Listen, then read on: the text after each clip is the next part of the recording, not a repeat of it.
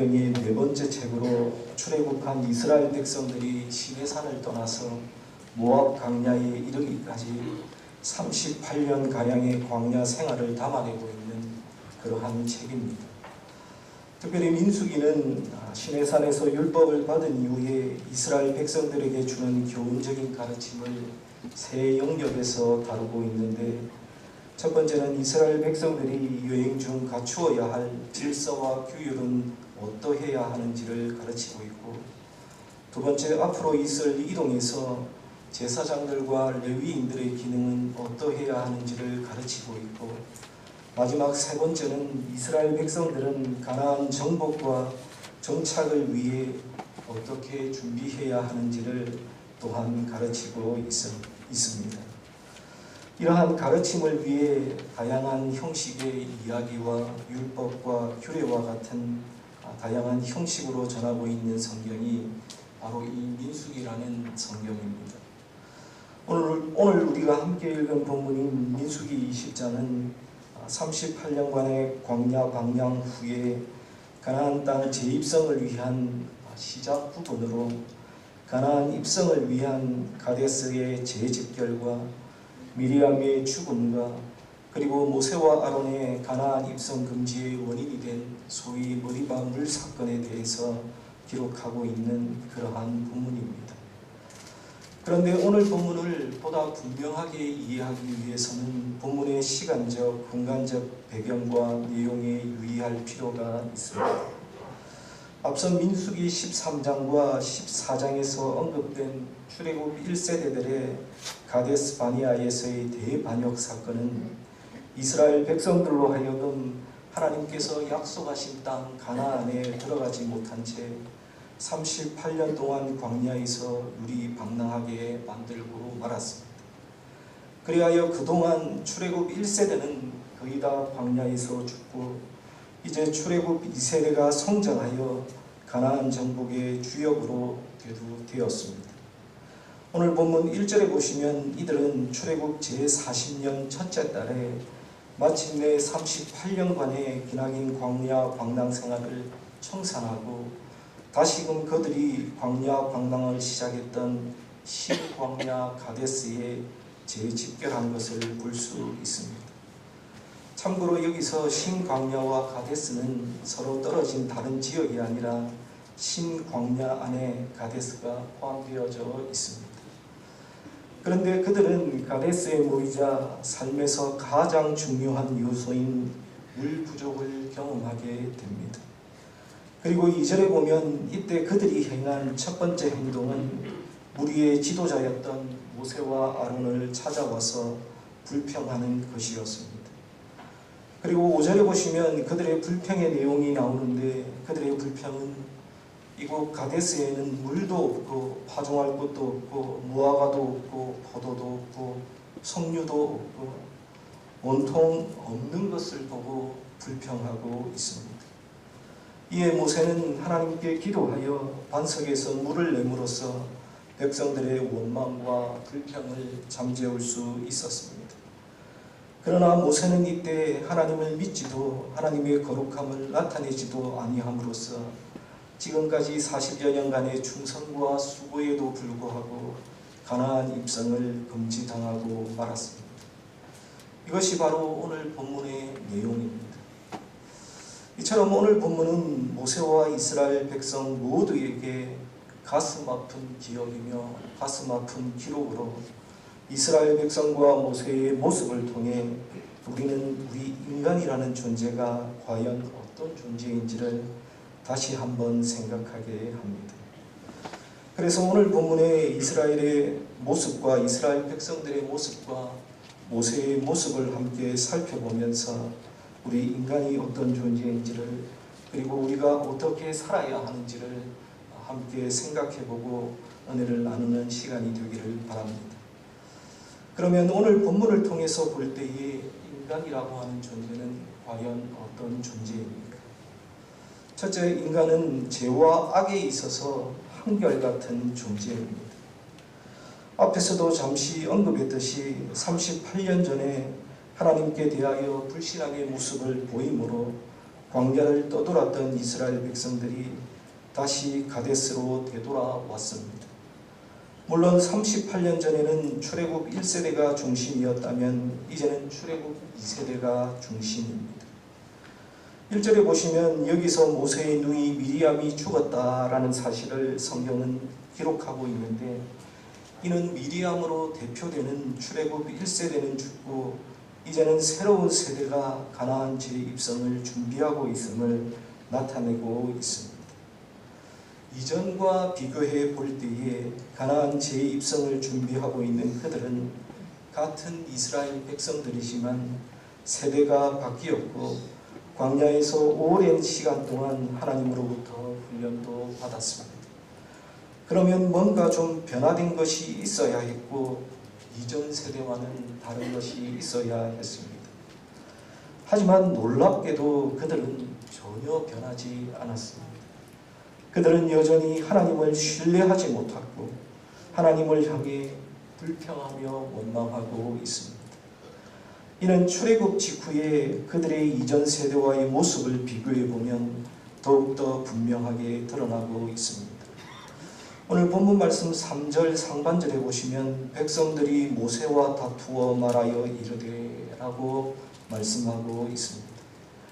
이는 가데스에 이르러 물이 없어서 모세와 아론에게 불평하고 원망하는 이스라엘 백성들의 모습을 표현하고 있는 부분입니다. 그런데 이러한 그들의 모습은 출애굽한 직후에 물 때문에 모세와 아론을 찾아와 원망했던 그들의 이전 세대와 전혀 다르지 않았습니다. 출애굽기 17장 1절과 2절에 보시면 홍해를 건넌 이스라엘 백성들이 르비딤이라는 곳에 장막을 쳤을 때에 물이 없어서 모세를 원망하는 그러한 장면이 나오고 있는데 1절과 2절에 보시면 다음과 같이 말씀합니다.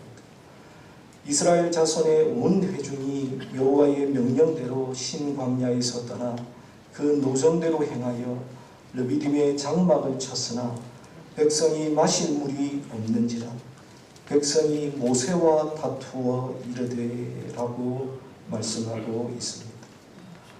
오늘 본문 3절 상반절과 출애굽기 17장 2절의 마지막 부분에 나오는 이 두 부분을 비교해 보면 한글 성경뿐만 아니라 히브리어의 표현에 있어서도 완전히 동일한 문구, 백성이 모세와 다투어 이르되라는 문구가 그대로 나오고 있습니다. 이처럼 동일한 문장이 사용된 것은 현재 실질적인 주체 세력으로 등장한 출애굽 2세대 역시 물이 없음을 인하여 모세와 아론을 원망하며 다투며 나아가서는 여호와 하나님과 다투고 있는 것이 출애굽 1세대와 조금도 다름이 없음을 보여주고 있는 것입니다. 뿐만 아니라 3절 하반절에 나타난 그들의 불평도 역시 이전 세대와 동일합니다. 오늘 본문 3절 하반절에 보시면 우리 형제들이 여호와 앞에서 죽을 때에 우리도 죽었더라면 좋을 뻔하였도다 라고 이렇게 불평하고 있습니다. 즉 이스라엘 백성들은 물의 고갈로 인해서 극심한 불평과 고통을 당했고 결국 그들은 모세와 아론 앞에서 차라리 지금 여기에서 고통을 당하는 것보다 광야에서 죽는 것이 더 나았다라고 모세와 아론과 나아가 하나님을 향해 항의하고 있습니다. 그런데 출애굽기 16장 3절에 보시면 그들의 이전 세대도 동일하게 하나님 앞에 불평했던 것을 볼 수가 있습니다. 출애굽기 16장 3절에 보시면 이스라엘 자손이 그들에게 이르되 우리가 애굽 땅에서 고기 가마 곁에 앉아 있던 때와 떡을 배불리 먹던 때에 여호와의 손에 죽었더라면 좋았을 것을 너희가 이 광야로 우리를 인도해내어 이 온 회중이 줄여 죽게 하는도다 라고 말씀하고 있습니다. 즉 출애굽 2세대들은 출애굽 1세대들과 마찬가지로 동일하게 하나님을 향해 우리가 죽는 게 나았다 라고 이렇게 하나님 앞에 불평하고 있는 것입니다. 여러분, 이처럼 세대가 바뀌고 오랜 기간 훈련을 받았음에도 불구하고 전혀 변하지 않는 이스라엘 백성들의 모습을 우리는 볼 수가 있습니다. 1세대가 범했던 그 죄악, 출애굽한 직후에 하나님 앞에 불평하고 원망했던 그 불평과 원망을 가나안 재입성을 앞둔 바로 이 시점에서 동일한 표현으로 하나님 앞에 불평하며 원망하고 있는 것입니다. 여러분, 이것을 보면 참 인간은 쉽게 변하지 않는다라는 그러한 사실들을 우리는 깨닫게 됩니다.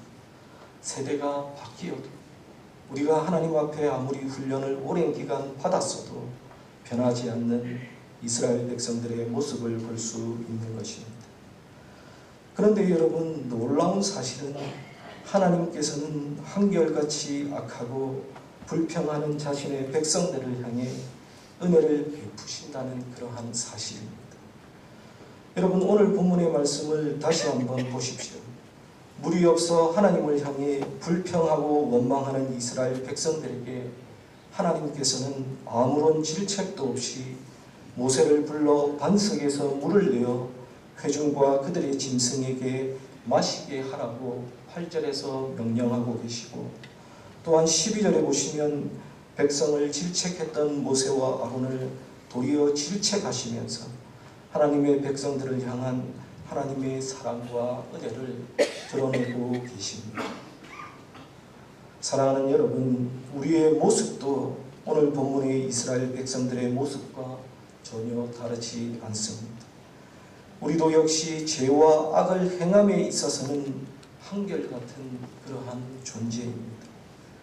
그럼에도 하나님께서는 우리를 용납해 주시고 받아주셨고 계속해서 은혜를 베풀어 주십니다. 사랑하는 여러분, 이 광야 같은 세상에서 우리가 여전히 계속해서 살아가고 있으면 하나님께서 우리와 함께 하셔서 우리를 보호하시고 우리의 모든 필요를 채우시고 공급하시며 계속해서 은혜를 베푸시기 때문이라는 사실을 여러분 믿으시기를 바랍니다. 그러므로 하나님의 은혜가 저와 여러분들을 살게 한다는 그 사실을 잊지 마시고 항상 감사와 찬양으로 우리의 삶을, 우리에게 맡겨진 사명을 감당하며 살아가시는 저와 여러분들이 다 되시기를 간절히 바랍니다. 둘째로, 인간은 보이는 대로 사는 그러한 존재입니다. 오늘 본문 5절 말씀해 보시면 그들이 모세와 아론에게 불평한 이유가 무엇인지 적고 있습니다. 5절을 보면 다음과 같이 말씀합니다. 너희가 어찌하여 우리를 애굽에서 나오게 하여 이 나쁜 곳으로 인도하였느냐. 이곳에는 파종할 곳이 없고 무화과도 없고 포도도 없고 석류도 없고 마실 물도 없도다 라고 말씀하고 있습니다. 여기에 보면 이스라엘 백성들이 불평한 이유는 파종할 곳도 없고 무화과도 없고 포도도 없고 석류도 없고 마실 물도 없었기 때문이었습니다. 즉 그들의 눈에 보기에 그곳은 없고 없는 곳으로 가득 찬 곳이었습니다. 실제로 이스라엘 백성들이 머물렀던 가데스는 대략 200만 명에 이르는 이스라엘 백성들이 머물기에는 모든 것이 절대적으로 부족한 상태였을 것입니다. 하지만 이 가데스라는 곳은 그들의 출애굽의 최종 목적지가 아니었으며 하나님께서는 그들에게 젖과 꿀이 흐르는 가나안 땅을 주시겠다고 분명하게 약속하셨습니다. 그런데도 그들은 가나안 진입을 앞둔 상황에서 잠시 머무르는 곳이었던 가데스에서 잠시 동안 당하는 고통을 참지 못했고 보이는 대로 평가했고 부정적인 말로 모세와 아론과 그리고 하나님께 대항했습니다. 이와 같은 언행은 하나님의 약속을 믿지 못하는 불신앙에서 기인한 것으로 이는 그들이 보이는 대로 행했기 때문이었습니다. 그들이 가데스를 둘러보니까 없는 것 천지거든요. 없고 그래서 하나님 앞에 불평했고 이것이 바로 그들의 불신앙의 원인이었습니다. 그런데 여러분, 놀랍게도 38년 전에 가데스에서 그들의 이전 세대들도 똑같이 보이는 대로 행했고, 그래서 하나님께 징계를 받았던 것을 우리는 확인할 수 있습니다. 민수기 13장 31절에서 33절에 보시면 다음과 같이 말씀합니다. 그와 함께 올라갔던 사람들은 이르되 우리는 능히 올라가서 그 백성을 치지 못하리라. 그들은 우리보다 강하니라 하고 이스라엘 자손 앞에서 그 정탐한 땅을 악평하며 이르되 우리가 두루 다니며 정탐한 땅은 그 거주민을 삼키는 땅이요 거기서 본 모든 백성은 신장이 장대한 자들이며 거기서 네피림 후손인 아낙 자손의 거인들을 보았으니 우리는 스스로 보기에도 메뚜기 같으니 그들이 보기에도 그와 같았을 것이니라 라고 말씀하고 있습니다. 여러분, 여기에 보면 세 절 안에 보았다라는 단어가 무려 4번이나 반복해서 등장하고 있습니다. 즉 10명의 정탐꾼들은 하나님의 약속과는 상관없이 그들의 눈에 보이는 대로 보고 판단했고 그것을 보고했습니다. 즉 견고하고 큰 성읍과 강한 거주민들을 보고 그들 스스로 무너졌고 그래서 실패하고 말았던 것입니다. 사랑하는 여러분, 하나님의 백성들이 보이는 대로 살고 보이는 것만 믿고 살아간다면 여러분, 이렇게 불평하면서 그리고 원망하면서 실패하면서 살아갈 수밖에 없는 것입니다. 그러면 하나님의 백성들인 성도는 보이는 대로 사는 대신 어떻게 살아야 하겠습니까?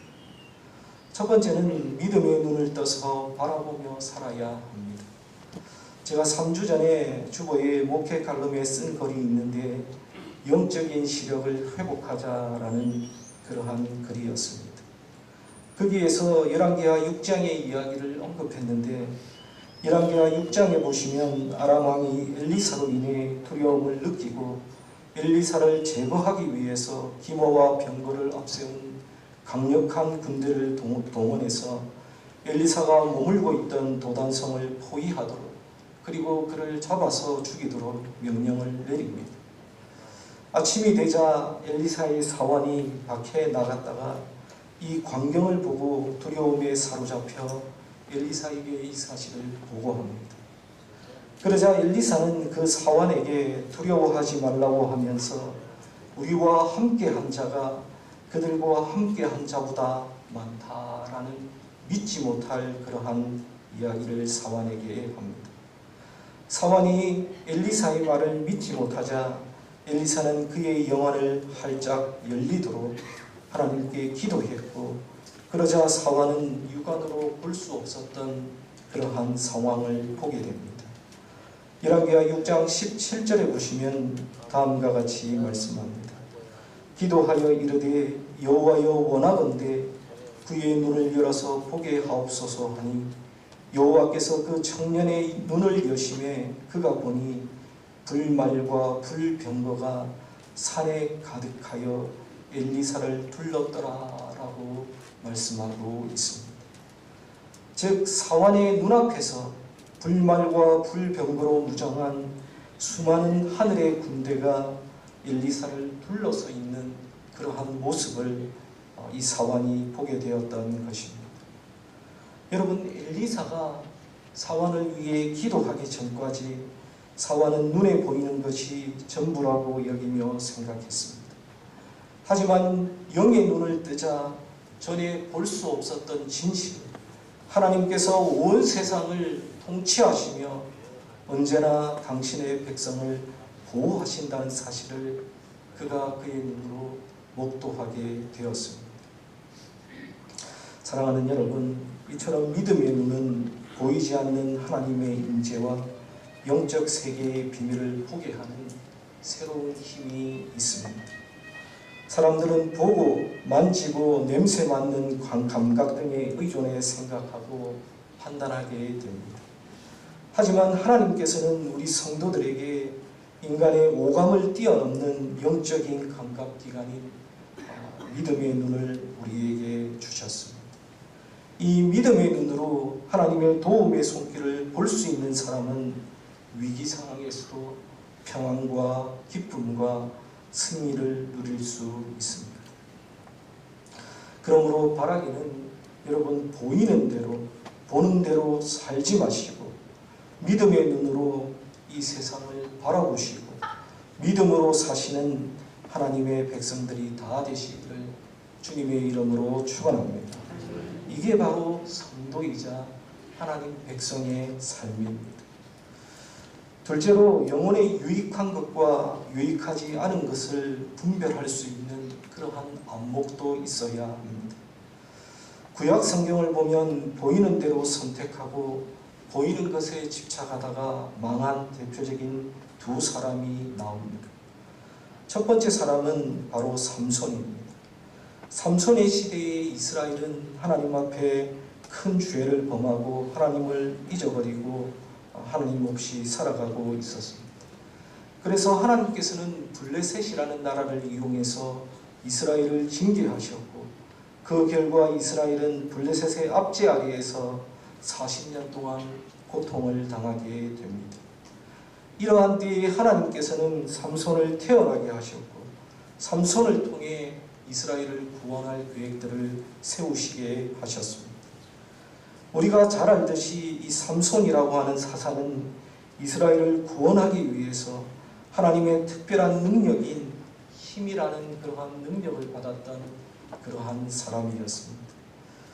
제가 예전에도 한번 이야기했는데 어떤 목사님께서는 성경에 나오는 인물들 중에 인간의 하나님의 능력이 인간의 근육에 임한 유일한 인물이 삼손이라고 말하기도 했습니다.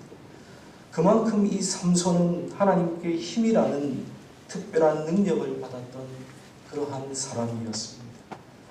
그러나 특별한 능력의 사람이었던 삼손은 블레셋 민족에게 두 눈이 뽑히고 암흑 속에서 최후를 맞이한 것을 우리는 잘 알고 있습니다.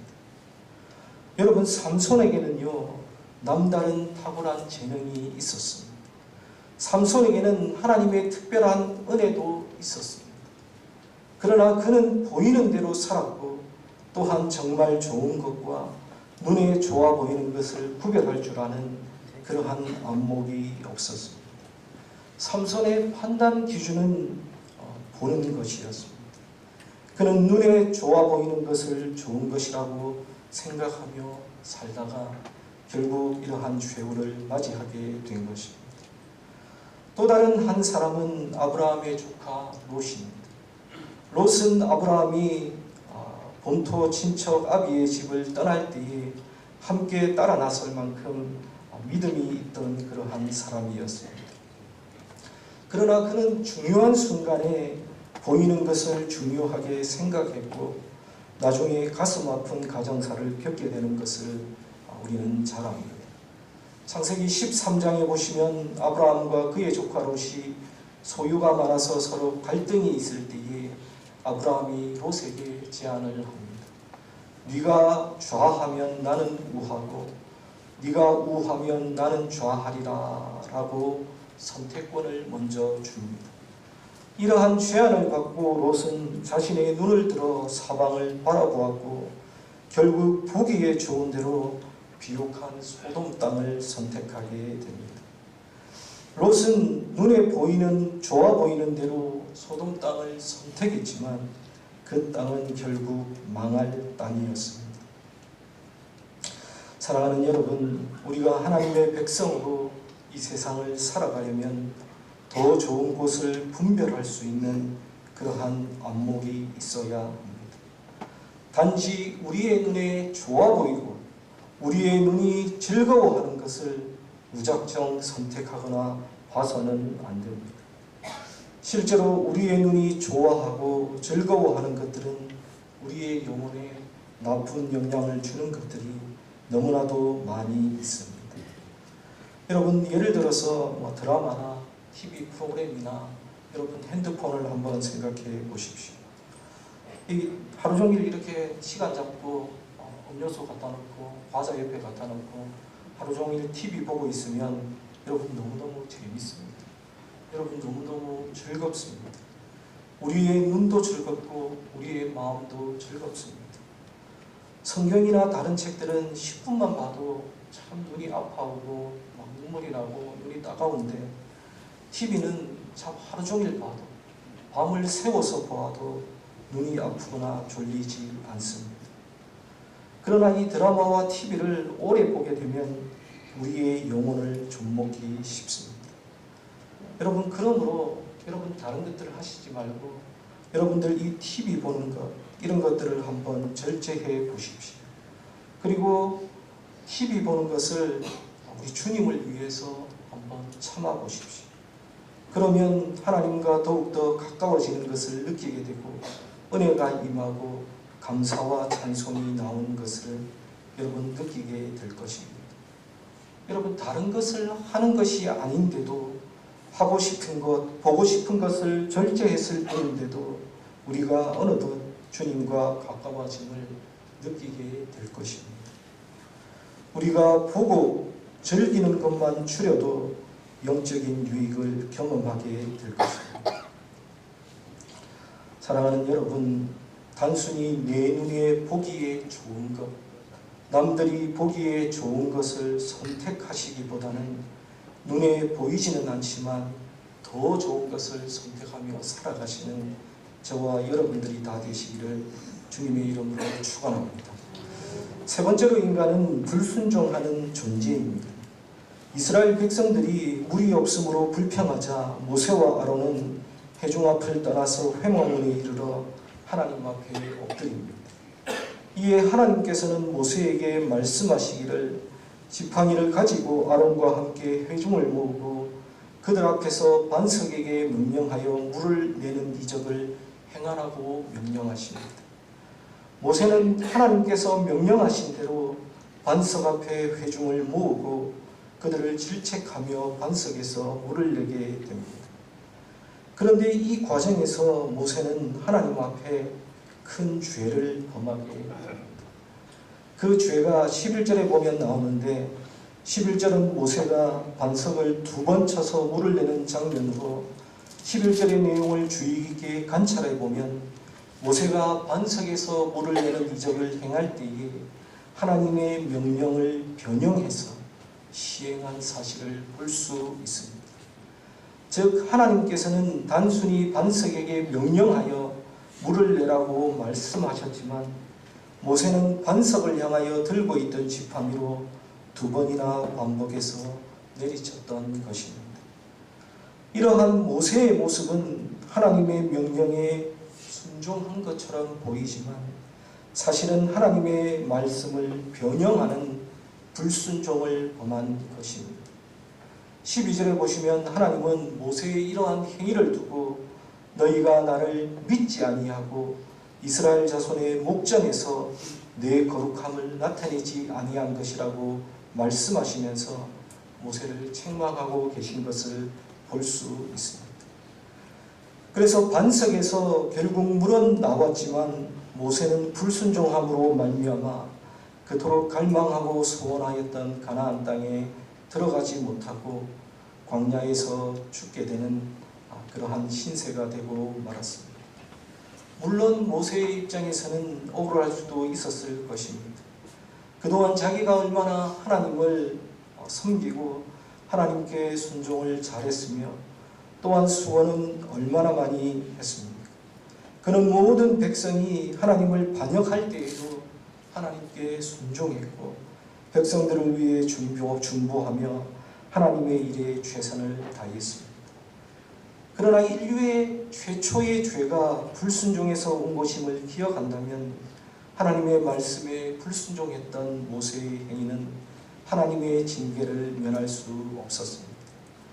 더더욱 모세는 하나님의 말씀을 백성들에게 전달하는 전달자로서 말씀에 대한 순종에 있어서 백성들의 본이 되어야 했음에도 불구하고 말씀을 변형해서 지킴으로써 백성들로 하여금 말씀에 철저히 순종하지 않게 할 수도 있는 가능성을 남기는 커다란 죄를, 불순종의 죄를 하나님 앞에 범했던 것입니다.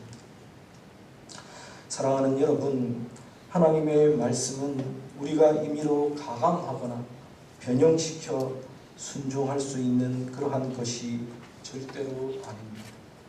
하나님의 말씀은 우리가 1.1획도 가감할 수 없는 절대적인 분의 말씀입니다. 그 말씀에 대한 온전한 순종 여부에 따라서 삶과 죽음 그리고 축복과 저주가 결정되는 것입니다. 그러므로 여러분은 하나님의 말씀을 대할 때에 주어진 그대로 순종하며 섬기시기를 바랍니다.